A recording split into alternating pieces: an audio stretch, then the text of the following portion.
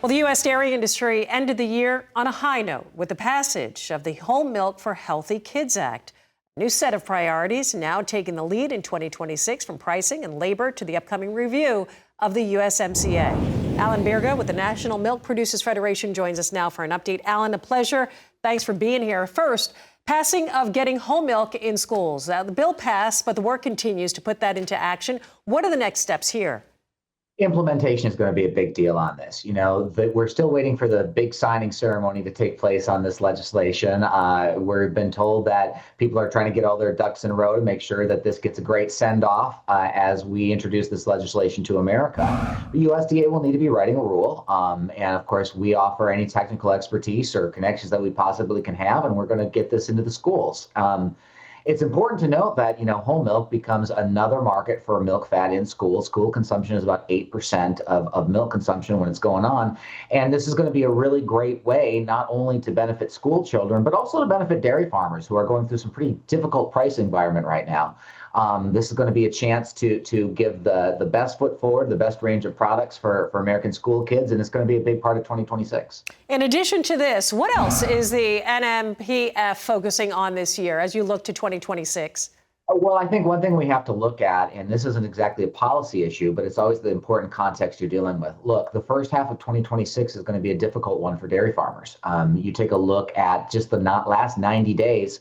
We've gone from a good supply-demand balance overseas to a global oversupply like in the last 90 days. U.S. cow numbers are at their most in 30 years. And of course, those cows are a lot more productive than they used to be. You've got high production in the EU and New Zealand. And so prices are looking to not be that great the first half of the year. Now, fortunately, we have the reauthorized dairy margin coverage program, which is a safety net for producers that will undoubtedly be helping some farmers as they get through these difficult times. We also have, again, things like the Whole Milk for Healthy Kids Act and our next program, which encourages milk consumption overseas. This helps us work through some of this supply situation, but it's going to be a difficult one to work through. We've seen this in dairy before. This is cyclical, but it's always painful, and we're going to be working on that in the year ahead.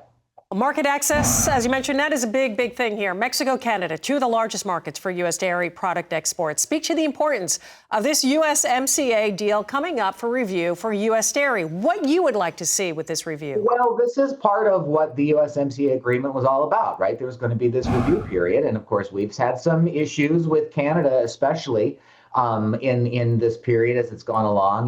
There's a real feeling that Canada has not really been fulfilling the spirit of the law, and that there have been some shell games played in terms of the letter of the law.